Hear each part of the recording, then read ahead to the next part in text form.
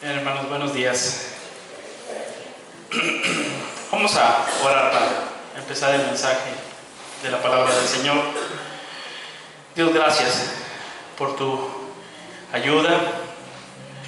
Gracias por tu palabra. Gracias por tu Santo Espíritu. Abre, Señor, nuestros ojos para ver las maravillas de tu palabra. Señor, ayúdanos y que podamos con todo nuestro entendimiento, con nuestros oídos, nuestros ojos bien abiertos, nuestra mente atenta, escuchar tu palabra y guardarla en nuestro corazón para no pecar contra ti. Dios, gracias te damos por esta oportunidad que tú nos das de reunirnos en tu nombre, de adorarte y, Señor, de escuchar tu palabra y vivir de acuerdo a tu palabra. Gracias, Dios, te damos.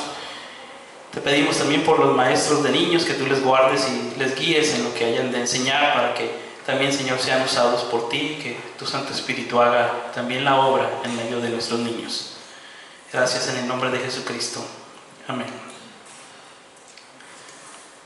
Bien, vamos a tener ahora unos capítulos 56, 57, 58 de Isaías. Ya hemos leído el 56 hace un momento.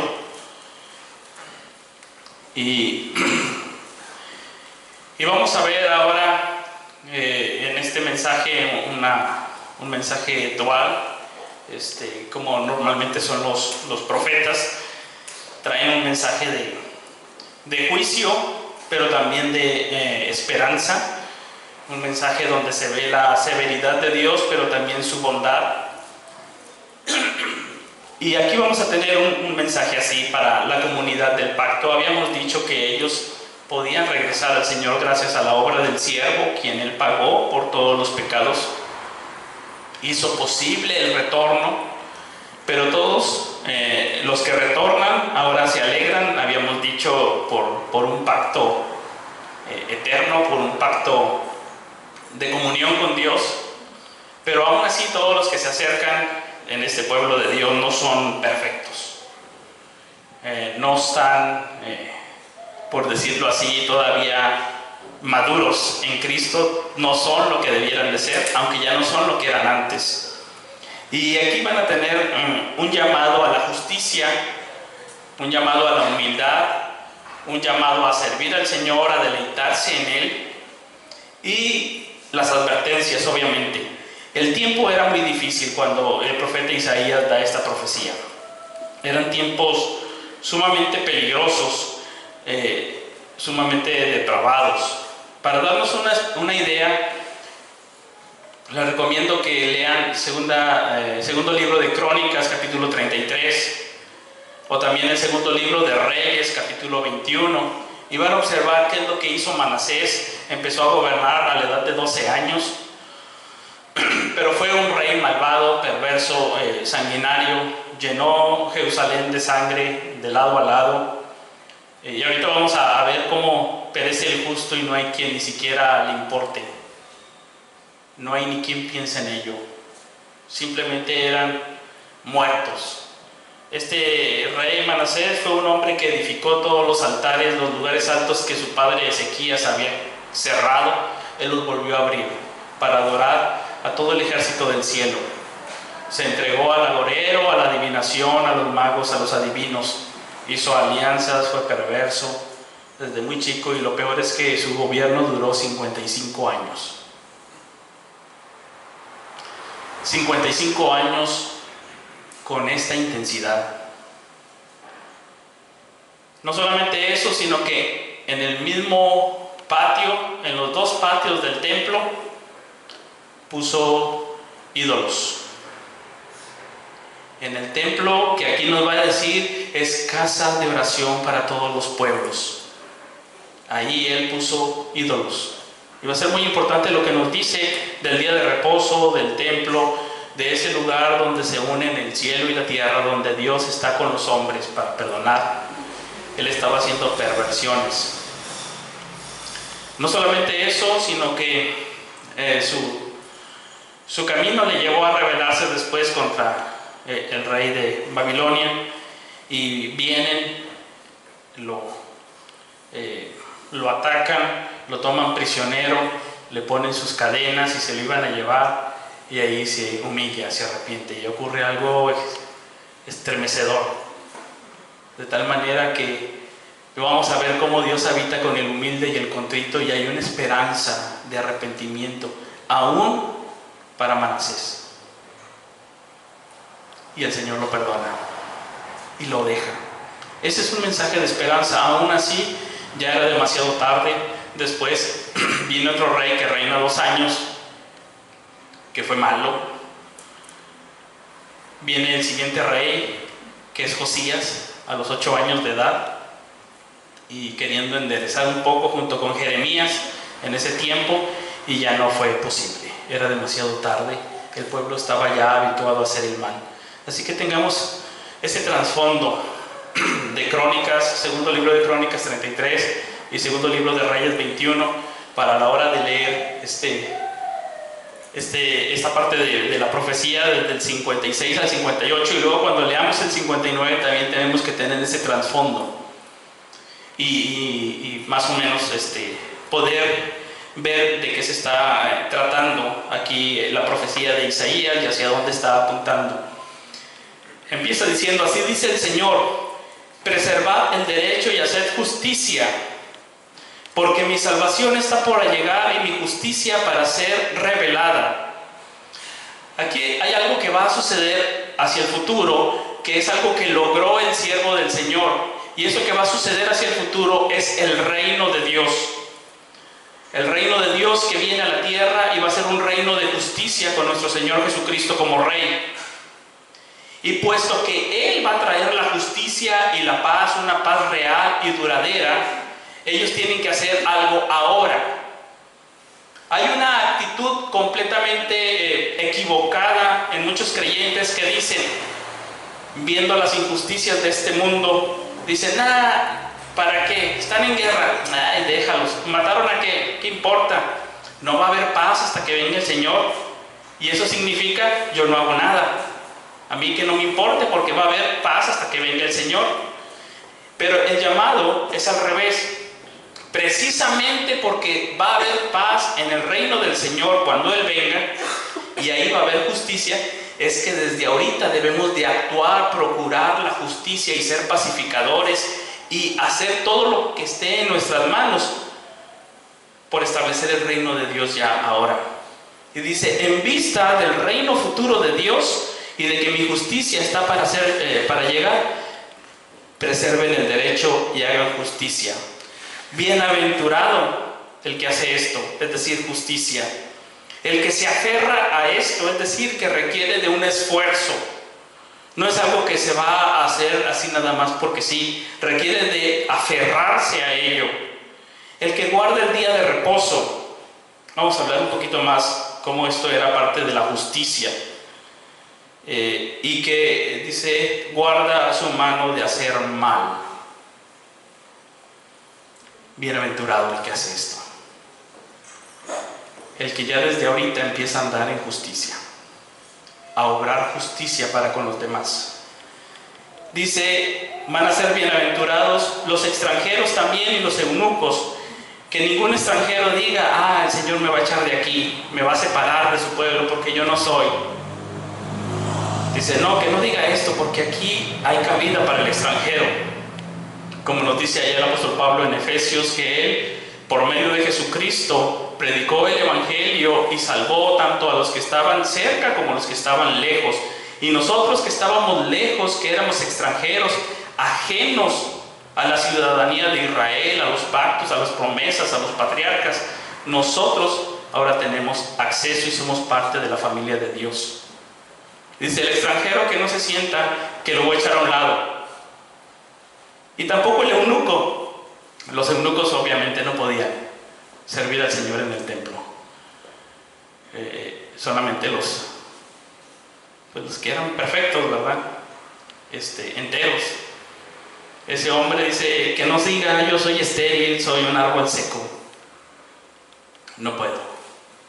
Dice: al contrario, ven, porque te voy a dar un lugar especial en mi casa. Y vas a tener renombre, no como del que tiene hijos e hijas, sino mucho mejor, un nombre eterno.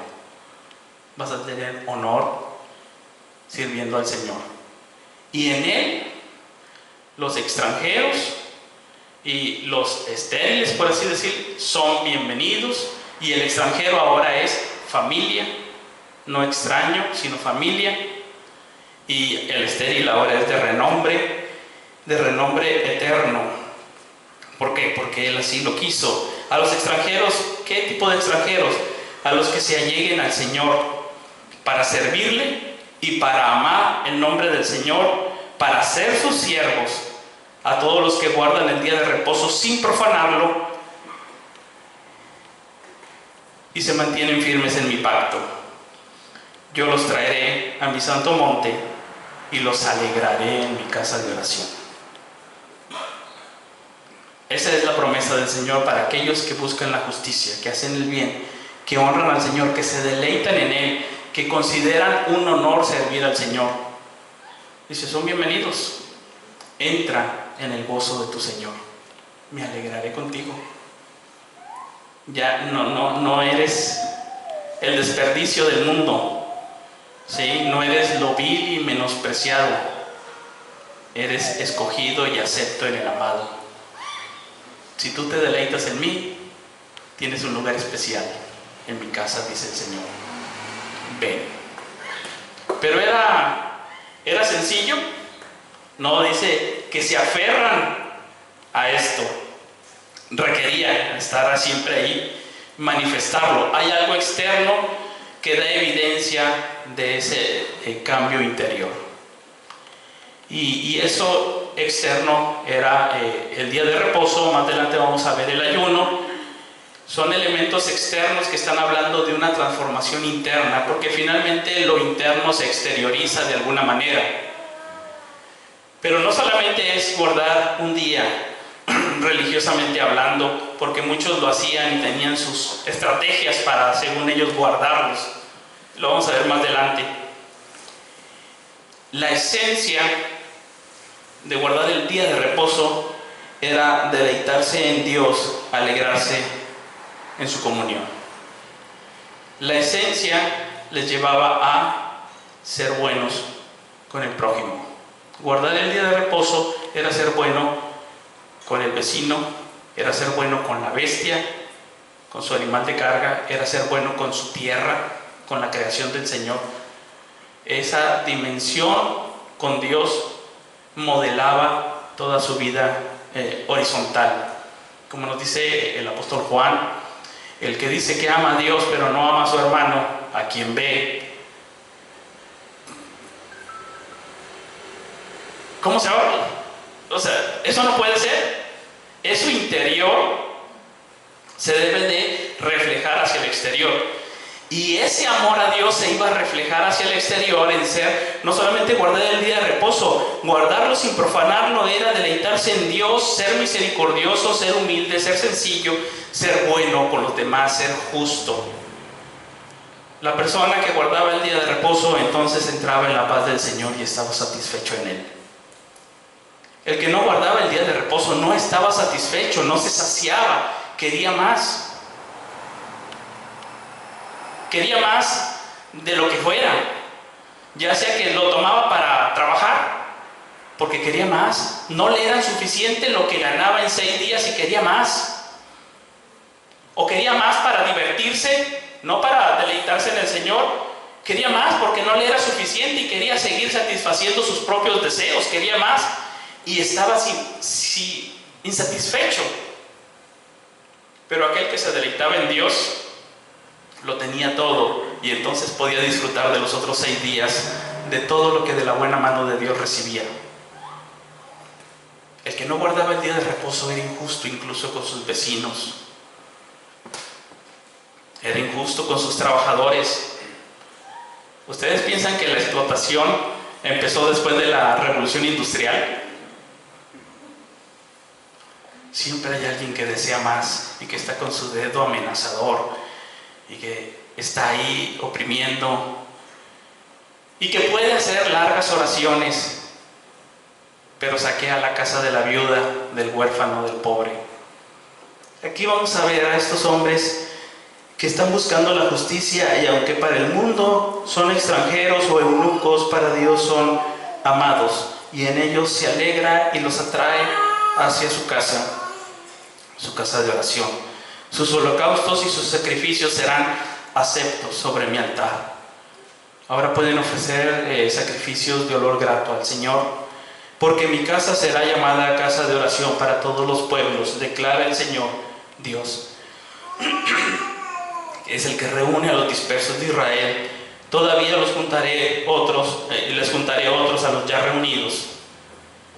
Aquí está una comunidad que ha sido redimida por el Señor y que entra en el pacto del Señor, que tiene que distinguirse por la justicia, que se tiene que distinguir por una vida espiritual de comunión con Dios, y ahí hay plenitud, hay delicia.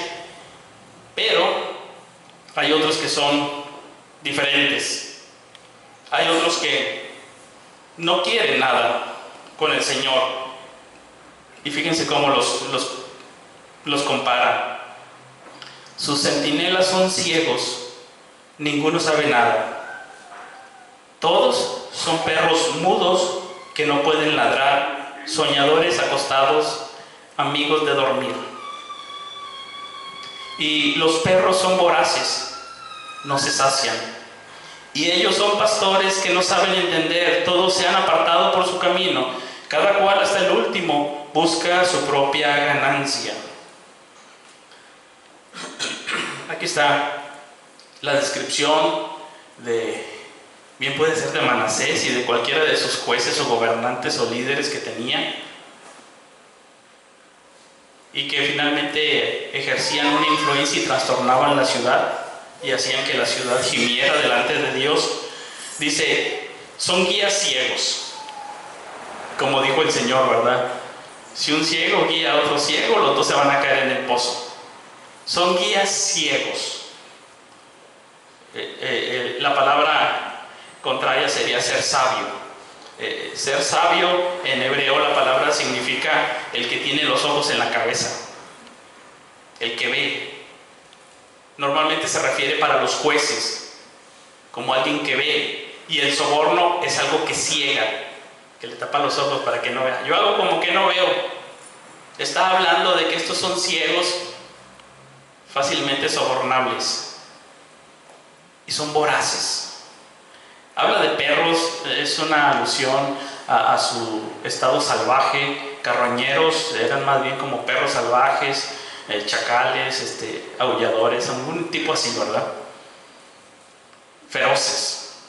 Carroñeros, donde veían oportunidad, ahí despedazaban, mordían.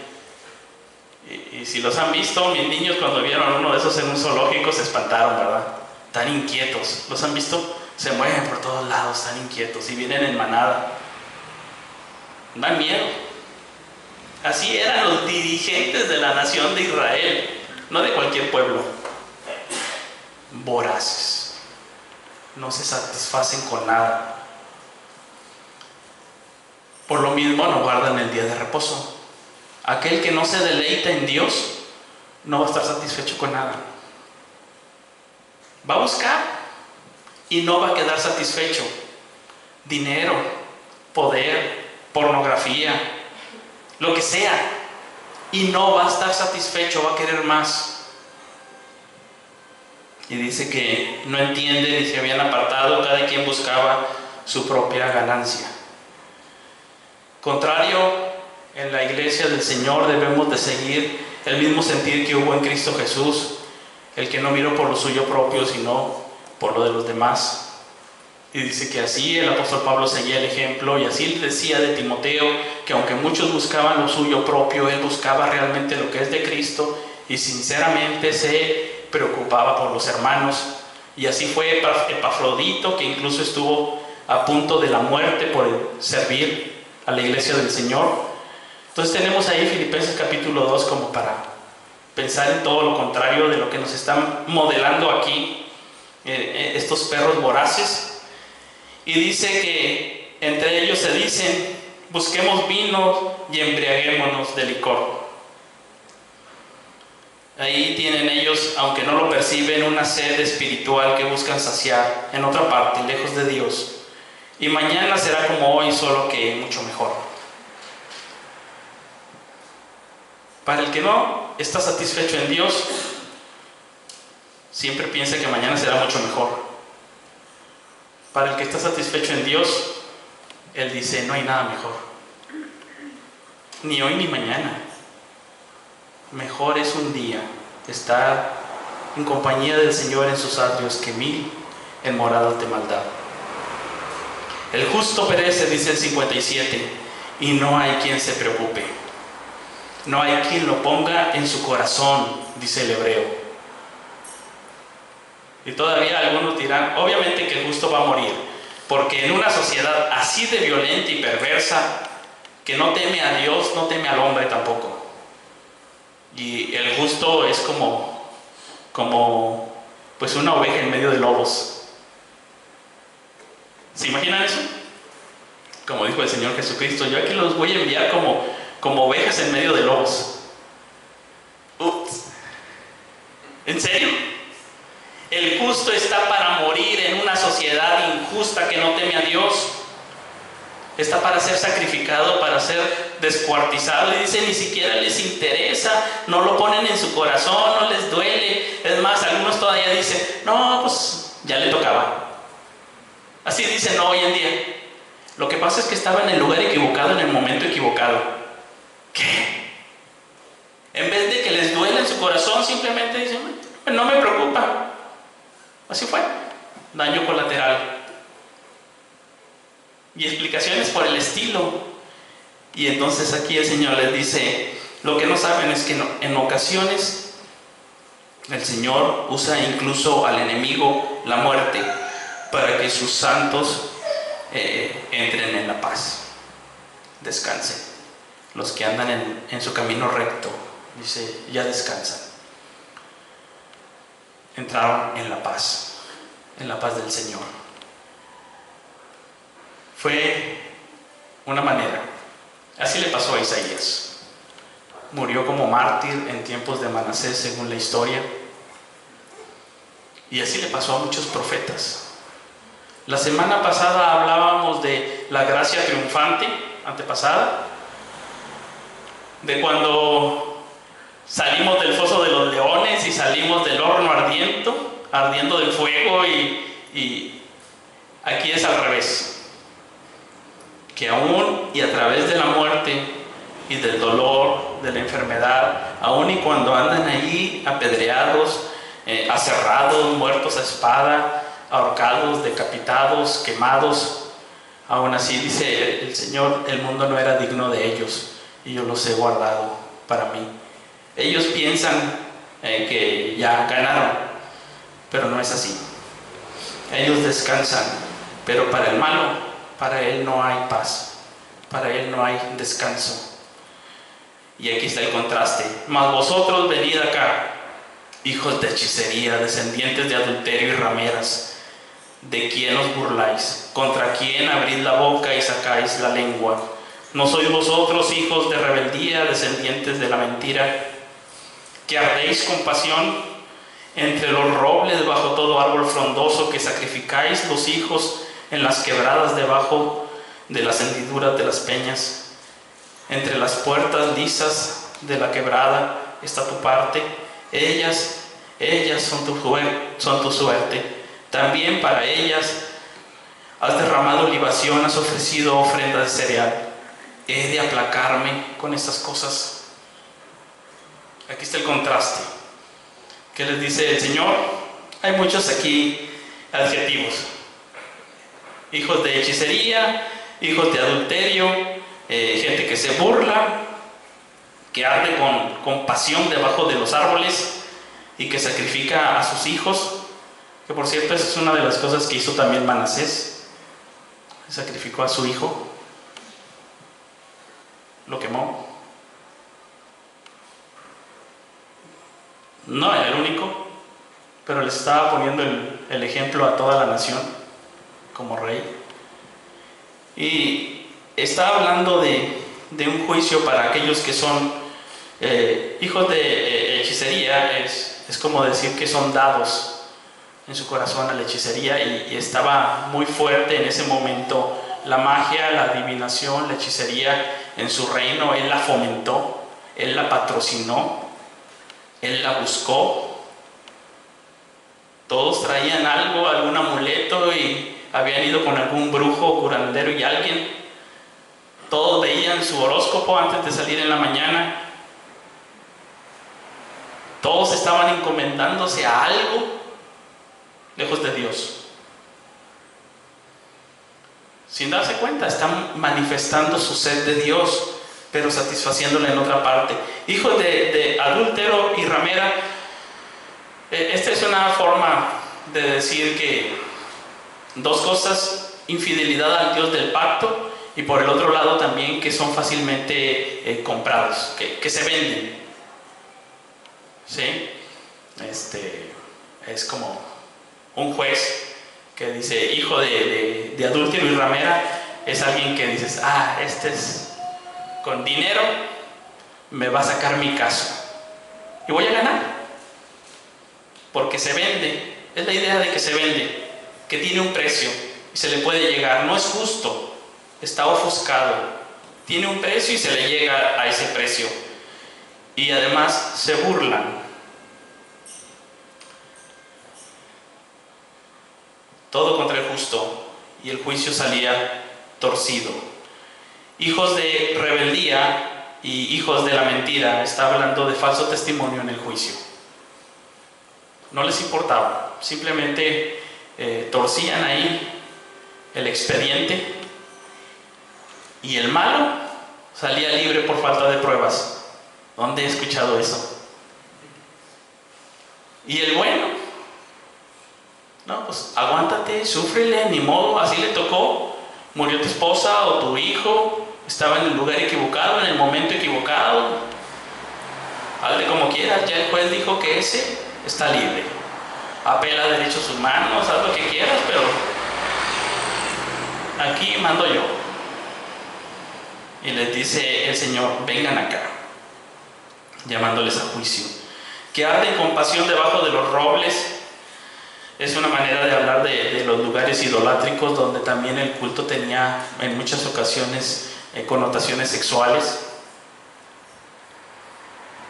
Sacrifican a sus hijos, y entonces dice, ¿tú escogiste eso? Esa es tu parte. Esa es tu parte. Que cuando vengan a ponerte los grilletes y a llevarte en cautividad, clama a tus ídolos a ver si ellos te salvan. Esa es tu parte. Vimos que los extranjeros y los eunucos habían elegido el templo del Señor y adorar al Señor y deleitarse en el Señor, y Dios les dice, yo los llevaré a mi monte santo y tendrán un lugar especial en mi casa. Pero tú has elegido a esos ídolos. Bueno, esa es tu suerte, esa es tu parte. Que te aprovechen. ¿Qué vas a tener? ¿Qué te ofrecen ellos? ¿Qué te van a dar? Que te salven cuando te llevan cautivo. Y dice, ¿he de aplacarme con estas cosas? Sobre un monte alto y encumbrado has puesto tu cama. Allí también subiste a ofrecer sacrificio, y detrás de la puerta y del umbral has puesto tu señal. En verdad, bien lejos de mí. Bien lejos de mí. Te has descubierto y has subido y has ensanchado tu cama de ellos. Es una forma también de hablar de alianzas con otros reinos. Según ellos, iban a liberarse del yugo de Babilonia y de los asirios y etcétera, haciendo alianzas. Dice, has logrado pacto a tu favor, has amado su cama, has contemplado su virilidad. Es una forma de decirles, ha sido vergonzoso cómo te has vendido, buscando que los hombres te defiendan cuando tu defensor es el Señor. Es vergonzoso. Has visto su virilidad. Es una manera de decir, te humillaste feo para que te defiendan. Les ofreciste tus perfumes delicados y has enviado tus emisarios a gran distancia y los has hecho descender al Seol. Hasta allá fuiste a pedir ayuda. Te metiste a los barrios más bajos a pedir que alguien te ayudara, que te defendieran los malosos. cansaste por lo largo de tu camino. Todo eso les costó. Y se cansaron también porque esa gente es traidora. Se cansaron, pero no dijiste no hay esperanza. Al contrario, yo no sé de dónde, pero hallaste nuevas fuerzas, por eso no desfalleciste. O sea, vas por tu camino lejos de mí, haciendo las cosas a tu manera, metiéndote en malas compañías, sirviendo a dioses extraños, haciendo perversidad y media, y luego te detienes y dices, esto no va bien. Pero en vez de regresarte dices, voy a agarrar fuerzas y sigo adelante, ya estoy entrado, ahora le sigo. Y le seguiste, en vez de volver. Es como si el hijo pródigo, estando tirado en el chiquero con los cerdos, en vez de decir, voy a volver con mi padre, va a decir, pues ya estoy aquí, ahora le sigo.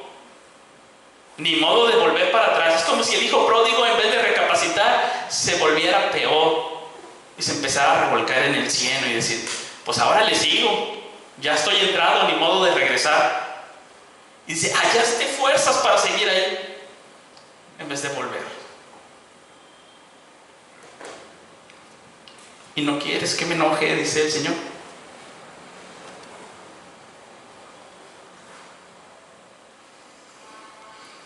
Pero ¿de quién te asustaste y tuviste miedo cuando mentiste y no te acordaste de mí ni pensaste en ello?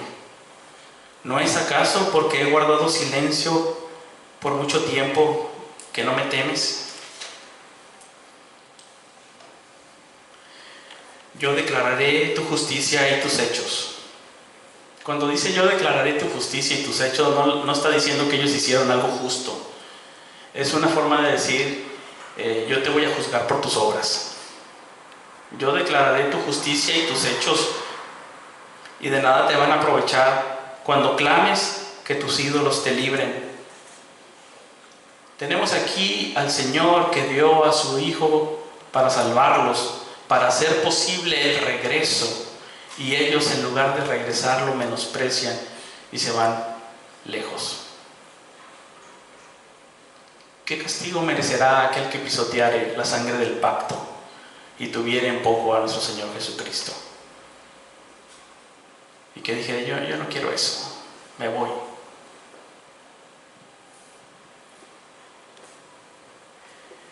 Pero hay una esperanza, y aquí está el contraste. Pero hay aquí una oportunidad para el arrepentimiento. Y pensemos que ese camino también lo está recorriendo Manasés, y pensemos que ese camino lo hemos recorrido cada uno de nosotros en diferentes maneras y grados. Cada uno de nosotros hemos hecho eso en algún momento, aún siendo ya creyentes. De repente caemos en la tentación y seguimos el mal camino. Y yo digo, ¿qué estoy haciendo? Quiero buscar satisfacer mi vida en lo que no sacia, en vez de estar pleno en Dios. Y dice, el que en mí se refugie, heredará la tierra y poseerá mi santo monte.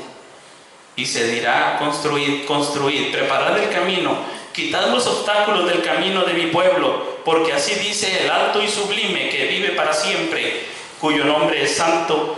Habito en lo alto y santo, y también con el contrito y humilde de espíritu, para vivificar el espíritu de los humildes y para vivificar el corazón de los contritos, porque no contentaré para siempre, ni estaré siempre enojado, pues el espíritu desfallecería ante mí y el aliento de los que he creado a causa de la iniquidad de su codicia. Y aquí tenemos un giro donde hay una oportunidad para el arrepentimiento. Hasta antes de esto podríamos decir, pero ¿ahora qué hago? Nos encontraríamos como el rey David después de adulterar y después de matar a Urías. ¿Y ahora qué hago? Merezco la muerte. Soy vil, soy pecador. Habiendo sido escogido por Dios y habiendo sido redimido por Dios, me he alejado de Él, he hecho lo malo. Y que dice el Salmo 51, contra ti solo he pecado. Perdóname, soy malo desde el vientre de mi madre, lo traigo en mi naturaleza, corro hacia el mal. Para mí es muy fácil despreciarte, para mí es muy fácil amar el pecado, para mí es muy fácil ofenderte. Pero tú habitas con el contrito y el corazón contrito y humillado no despreciarás tú, oh Dios. Vuélveme el gozo de tu salvación. Está el arrepentimiento, el llamado a volver al Señor, el gozo de la salvación, a deleitarse en Dios, a no buscar otras cosas. Y dice, si es así, yo habito con Él y vivifico su espíritu y su corazón, porque yo no voy a contender para siempre, sino como un padre que se compadece de los hijos, me compadeceré, dice el Salmo 103, para tener de ellos misericordia. De otra manera, todos perecerían, desfallecería ante mí todo espíritu que he creado a causa de la iniquidad de su codicia. Porque todos pecamos y estamos destituidos de la gloria de Dios. Todos somos pecadores culpables. Yo soy ese. Y el llamado es el arrepentimiento genuino delante de Dios. Vez tras vez, el apóstol Juan nos dice que Dios es luz y en Él no hay ningunas tinieblas. Y que si tenemos pecado tenemos que venir y confesar nuestros pecados, y Él es fiel y justo para perdonarlos y limpiarnos de toda maldad. En Él hay perdón. Y me enojé y los herí, escondí mi rostro, me indigné, y Él siguió desviándose por el camino de su corazón. Ahí está el enojo del Señor, su ira, y cómo esconde su rostro para no volver a verlo. Y nosotros sabemos que si aquí hacemos una pausa y consideramos al Señor Jesucristo, Él es el único realmente justo que ha pisado esta tierra. Y vino a una tierra salvaje, criminal y sanguinaria. Es el único justo en todo momento, en acciones, pensamientos y palabras. Y vino a donde existimos pura gente perversa, que se burla de Él, que tuerce el derecho, que se compra por dinero, aunque sean 30 monedas de plata, que da falso testimonio, que tuerce el derecho y lo mata sin que le pese en su corazón, que el Señor carga sobre Él todo el pecado del mundo y esconde de Él su rostro y clama a gran voz, Dios mío, ¿por qué me has desamparado? Y lleva todos nuestros pecados para hacer posible nuestra redención, nuestra reconciliación, nuestro regreso a Dios. He visto sus caminos, dice aquí el Señor. Ya Él lo ha visto, nada es oculto. Él sabe lo que hacemos cada uno de nosotros, lo que pensamos, lo que deseamos, lo que decimos, todo. Y dice, lo he visto, pero lo sanaré, lo guiaré, le daré consuelo, paz al que está lejos y al que está cerca, dice el Señor, y yo lo sanaré. ¿Por qué?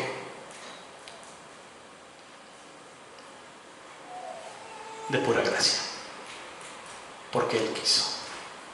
Nosotros también éramos hijos de la hechicera, hijos de adulterio, hijos de ira, hijos de desobediencia, lo mismo que los demás. Pero cuando se manifestó la misericordia de Dios, nos salvó no por obras de justicia que nosotros hubiéramos hecho, sino por su misericordia, de pura gracia. Por gracia sois salvos, para alabanza de la gloria de su gracia. Él nos hizo aceptos en el amado, porque todos éramos ese. Pero Él nos salvó en Jesucristo, y en Él nos hizo sentar en los lugares celestiales con Cristo Jesús, y nos bendijo con toda bendición espiritual. Nos ha dado su Santo Espíritu, Nos ha dado grandiosas, preciosas promesas. Ahorita cantábamos, maravillado estoy. El Evangelio. Aquí está mostrado el Evangelio, sin embargo, todavía hay un pero. Pero los impíos son como el mar agitado, que no puede estar quieto, y sus aguas arrojan cieno y lodo. Aquí tenemos lo opuesto con lo que el Señor nos promete cuando venimos a Él en arrepentimiento y fe, y nos promete paz, paz, dice shalom, shalom, una paz perfecta, una paz cierta, segura, el bienestar, la plenitud con Dios. El Señor Jesucristo dijo, como ríos de agua viva que salen de su interior, brotando. Un río de agua viva es agua de manantial, agua que no está estancada, es viva, está fluyendo. Lo contrario sería agua muerta, estancada, hediendo, y dice, ese es el impío. Sus aguas arrojan cieno y lodo. Está hablando de algo muerto, ¿verdad? Putefacto. Y dice, no hay paz, dice mi Dios, para los impíos. Están como el mar, agitados todo tiempo, en todo momento.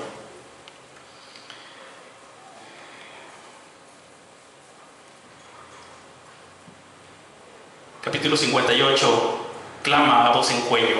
Y aquí tenemos una profecía de denuncia. No te detengas, alza tu voz como trompeta y declara a mi pueblo su transgresión y sus pecados. ¿Por qué? Habían llegado también a un punto de tal cinismo que ellos se hacían pasar por buena gente delante de los hombres. Como dijo el Señor Jesucristo, de los escribas y fariseos, como sepulcros blanqueados. Por fuera parecían bonitos, pero por dentro estaban podridos. Dice, me buscan día tras día, se deleitan en conocer mis caminos, como nación que hubiera hecho justicia y no hubiera abandonado la ley de su Dios. ¿Lo ven? Me buscan como si no hubieran hecho nada malo, como si no hubieran abandonado. Ahora vienen con cara de inocentes. Después de todo lo que han estado haciendo, ellos tenían un día especial cuando se mostraban delante de Dios. Un día especial en el año que era el día del perdón, Yom Kippur o Yom HaKippurim.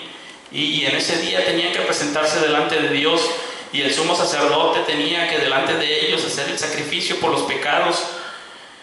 Era todo un ritual, pero tenía que entrar con la sangre hasta el lugar santísimo, y ahí Dios, por su gracia, descendía y se quemaba toda esa sangre, era sublimada, digamos. Y entonces el pueblo estaba todos afuera. Cuando ya salía el sumo sacerdote, ellos descansaban porque decían, tus pecados te son perdonados. Ese día ellos tenían que venir en ayuno.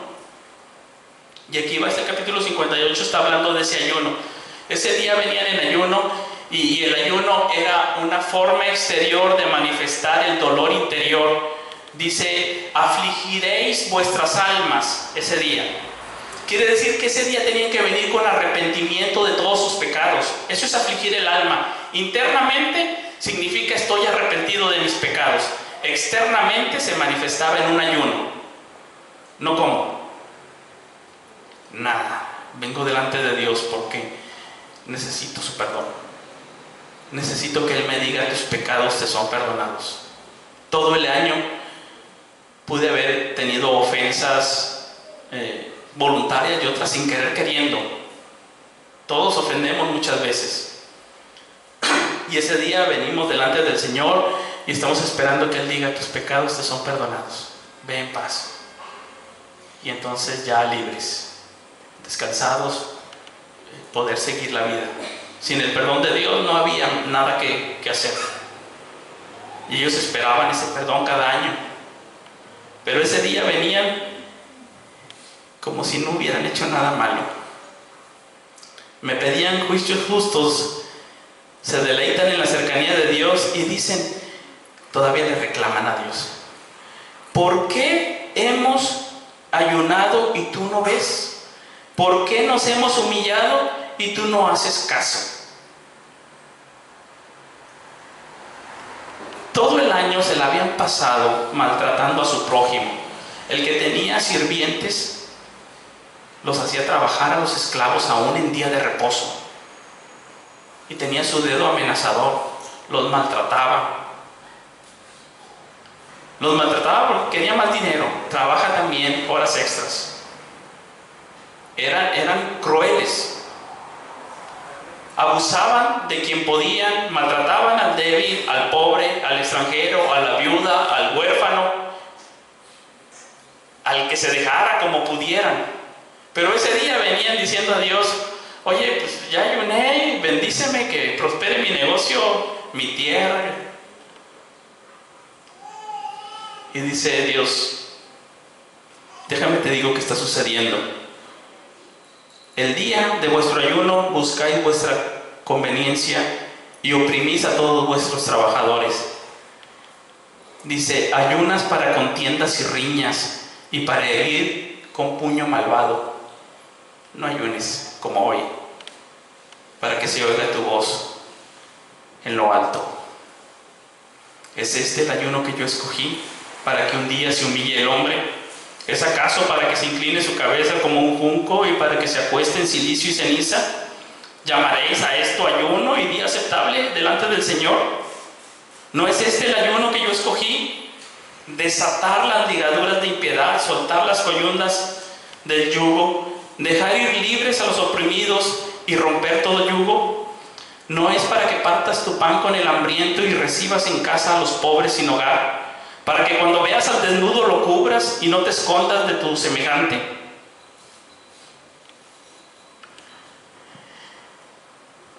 El arrepentimiento interno se manifestaba no solamente en ese ayuno delante del Señor, sino que tenía que manifestarse que realmente estaba arrepentido por medio del trato con los demás, de hacer misericordia. Si no hacía misericordia, no estaba realmente arrepentido. No había tal. Aunque viniera con cara de yo quiero buscar a Dios, le amo y me deleito en Él. Dice: no ayunes así, nada más para buscar tu provecho. Eso no es lo que yo estoy buscando.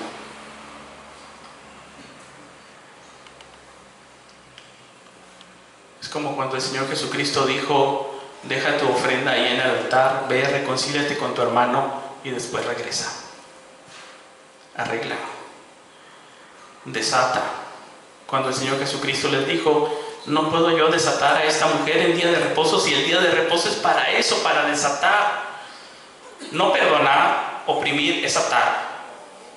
Las personas que están en rencores están atadas, ¿sí? Perdonar es desatar.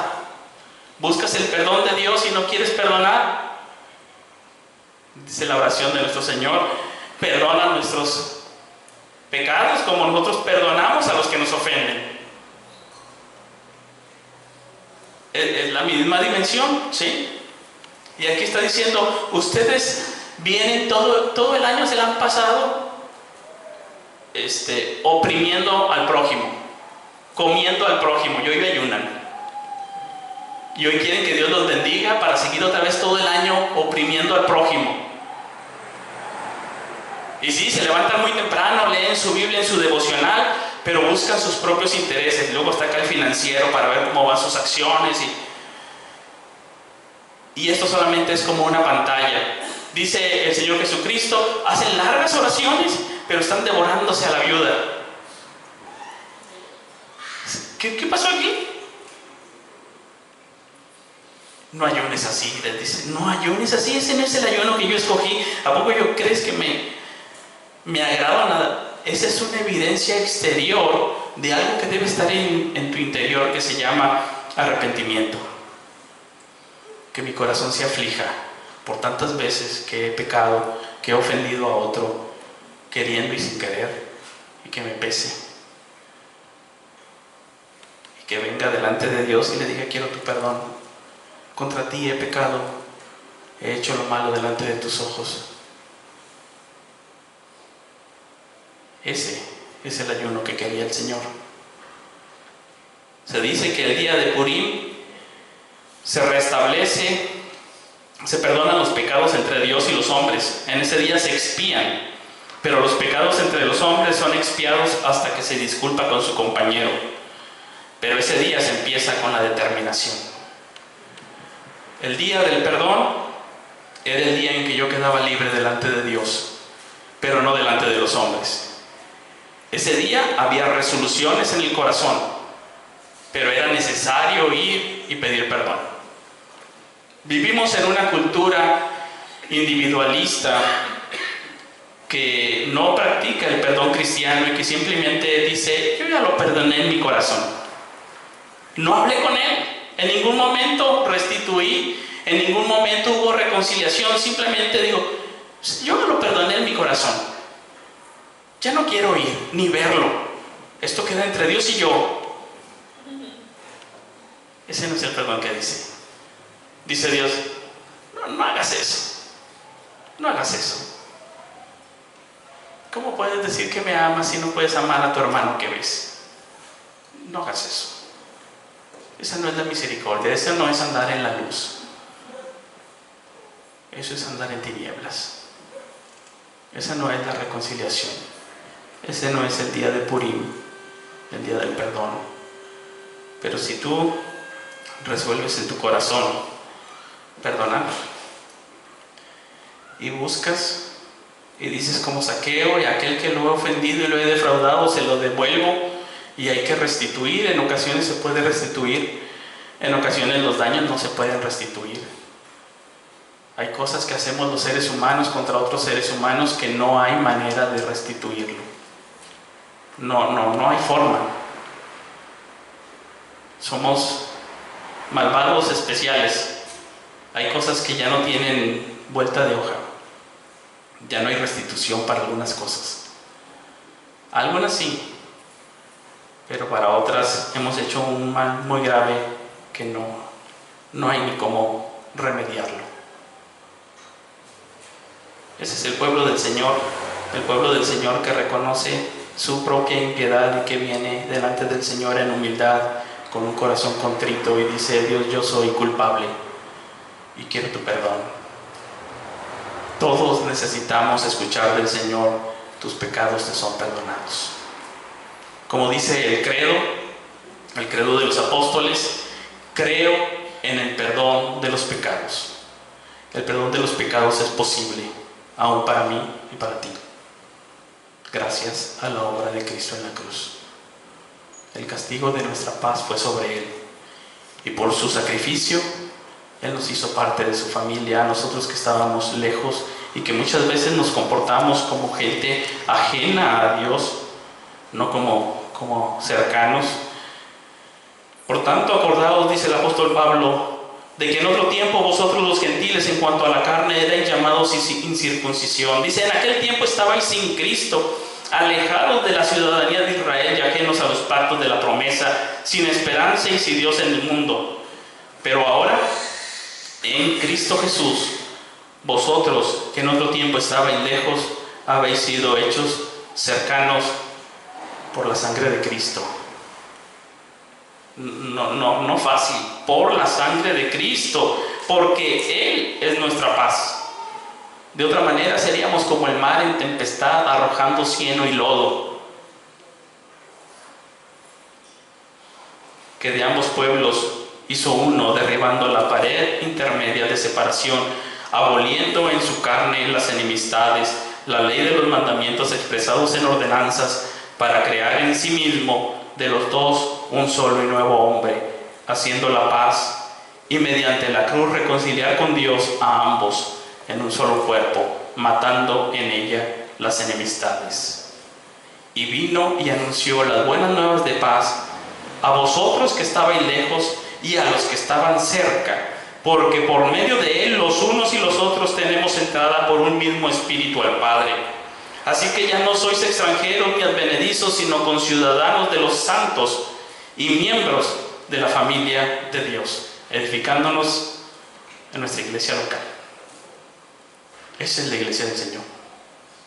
Una comunidad que que no es perfecta, que va a la madurez, que comete todavía pecados, pero que tiene que venir a la luz y que es redarguido en la comunión de los santos para cada día pedir perdón y querer andar en justicia y aferrarse a ella. Y no es fácil porque nuestra antigua naturaleza corre hacia el mal. Somos tentados fácilmente, somos seducidos fácilmente. Pero cuando tú vienes en arrepentimiento, contrito y humillado, el Señor no desecha al humillado, resiste al soberbio, pero al humilde no. Bienaventurado porque viene llorando y será consolado. Entonces, tu luz despuntará como la aurora y tu recuperación brotará con rapidez. Delante de ti irá tu justicia y la gloria del Señor será tu retaguardia. Entonces invocarás y el Señor responderá. Clamarás y Él dirá: heme aquí. Aquí estoy, cercano a ti. Si quitas del medio de ti el yugo, el amenazar con el dedo y el hablar iniquidad, y si te ofreces al hambriento y sacias el deseo del afligido, entonces surgirá tu luz en las tinieblas y tu oscuridad será como el mediodía. Habrá luz cuando hay misericordia. Entonces ese perdón del Señor necesariamente se ve manifestado, esa religión pura que dice Santiago se ve manifestada hacia los demás en misericordia. Entonces el Señor te guiará, saciará tu deseo en los lugares áridos y dará vigor a tus huesos y serás como huerto regado, como manantial cuyas aguas nunca faltan. Ahí está.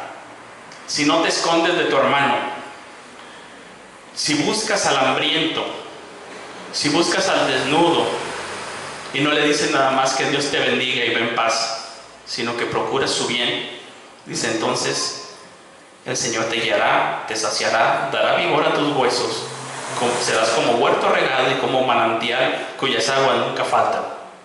¿Ven todas las imágenes verbales que hay aquí? Es lo que el Señor Jesucristo dijo en el Sermón del Monte, de tener buen ojo o mal ojo,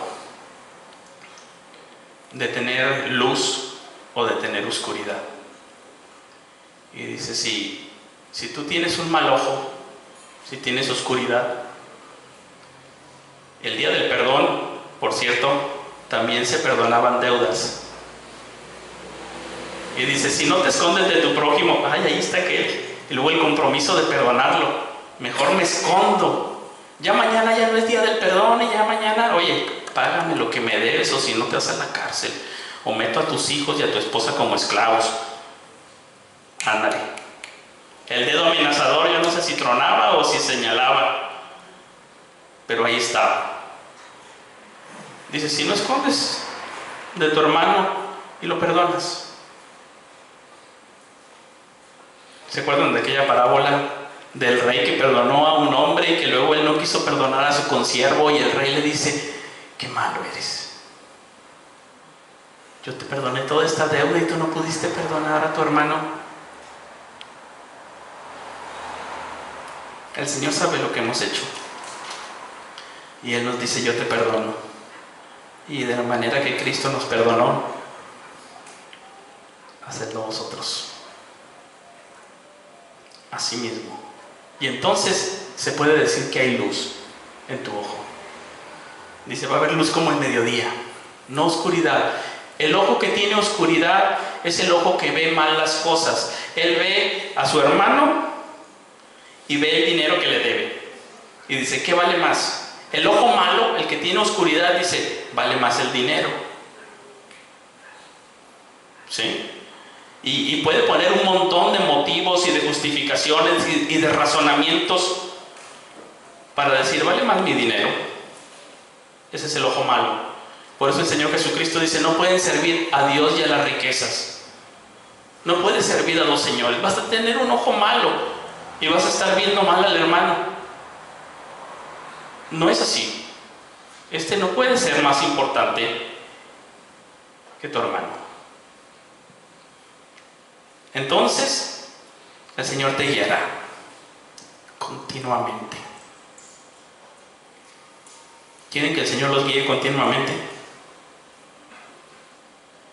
Está hablando de que el Señor va a ser tu pastor. Y cuando Él guía, todo va como debe ser. Saciará tu deseo en los lugares áridos. ¿Se acuerdan del Salmo 32 que dice: mientras callé, me sequé? Mi verdor se volvió como una sequedad y mis huesos me dolían. Dice, si el Señor si tú te arrepientes, el Señor te va a guiar, Él te va a saciar y va a dar vigor a tus huesos. Vas a volver a la vida, prácticamente. Mientras callé, yo estaba así, seco, dice Salmo 32. Y dice, vas a ser como manantial cuyas aguas nunca faltan. Y esta es la idea del Salmo 1. Estás en un manantial, dando fruto a su tiempo, su hoja no cae. El Salmo 1 está hablando del justo, de aquel que no se corrompe y que hace justicia. Sí, aquí en esta tierra hace bien al otro y procura ser un pacificador. Sí, ya sabemos que este mundo está caído y pervertido y demás. Y sabemos que la justicia se vendrá con el reino de Cristo, pero ya desde ahorita Él dice, no, vamos. Precisamente porque viene la justicia del reino de Dios, yo desde ahorita voy a trabajar por la justicia. Y dice, entonces va a dar vigor a tus huesos y vas a ser como un manantial. Y los tuyos reedificarán las ruinas antiguas, levantarán los cimientos de generaciones pasadas. Te llamarán reparador de brechas, restaurador de calles donde habitar. Fíjense nada más lo que va a hacer, precisamente porque ahora ya ve diferente. Ahora ve no por sí mismo, sino que ve por la ciudad. Normalmente ellos tenían una muralla. En la muralla, cuando eran atacados, pues había algunos agujeros donde entraba el enemigo. No eran precisamente puertas, les llamaban portillos. Dice, tú vas a ser un reparador de portillos. Vas a volver a hacer la muralla. Es decir, vas a proteger a tus hermanos. Vas a ser como un protector, un benefactor, ya no viendo nada más por ti. Así, yo, ¿para qué quiero esa muralla? Yo tengo allá mi casa y está bien, resguardada. ¿Sí? Pero dice, ahora vas a ser un reparador de portillos. Si ustedes leen el segundo libro de Crónicas 33, van a ver lo que hizo luego Manasés cuando se arrepintió y cuando el Señor le perdonó. Al final de sus días, él se convirtió en un reparador de portillos y estuvo queriendo regresar al pueblo, al culto al Señor, pero ya no se pudo. Ya el pueblo estaba muy maleado. Pero observen al final de los días de Manasés, que había sido terrible. Eso no justifica todo lo que había hecho, ¿verdad? Terrible. Pero dice, ya no vas a ver por ti, vas a querer ver por otros.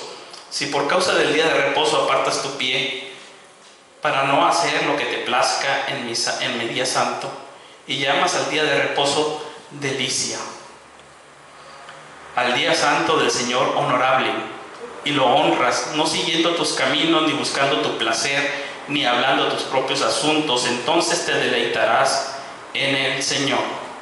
Y esa es la esencia del día de reposo, deleitarse en el Señor.